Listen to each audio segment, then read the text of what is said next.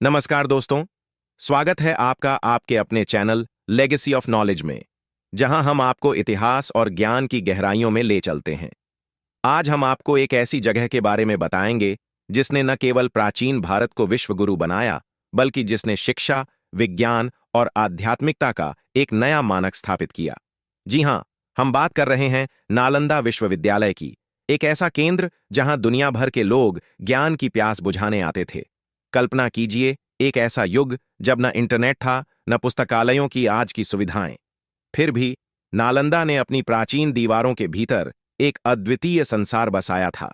5वीं शताब्दी में गुप्त साम्राज्य के शासनकाल में स्थापित यह विश्वविद्यालय भारत का ही नहीं, बल्कि पूरे विश्व का सबसे प्रतिष्ठित शिक्षण संस्थान था।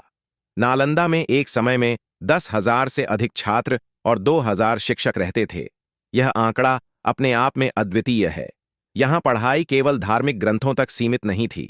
गणित, खगोल विज्ञान, चिकित्सा, तर्कशास्त्र, वास्तुकला और यहां तक कि काव्य और संगीत भी यहां के मुख्य पाठ्यक्रम का हिस्सा थे।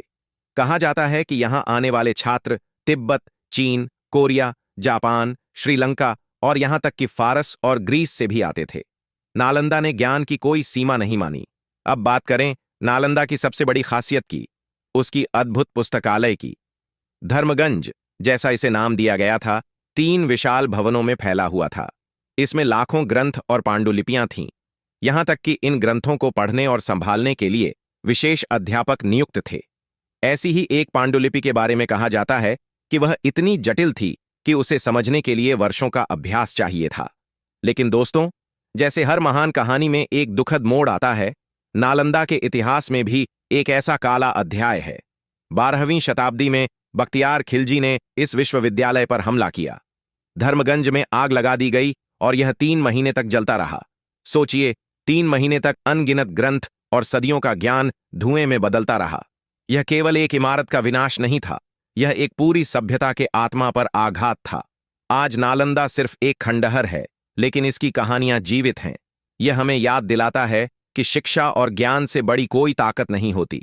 नालंदा से हमें यह भी सीख मिलती है कि हमें अपनी सांस्कृतिक धरोहर को संभाल कर रखना चाहिए और नई पीढ़ी को उसके महत्व से अवगत कराना चाहिए। तो दोस्तों, अगर आपको नालंदा की यह अद्भुत और प्रेरक कहानी पसंद आई, तो इस वीडियो को लाइक और शेयर जरूर करें। और हां, लेगेसी ऑफ नॉलेज को सब्सक्राइब करना ना भूलें। यहां आपको मिलेगा हर उस चीज का ज्ञान जो आपकी सोच को एक नई दिशा दे। आइए मिलकर इस ज्ञान की मशाल को जलाते रहें। धन्यवाद।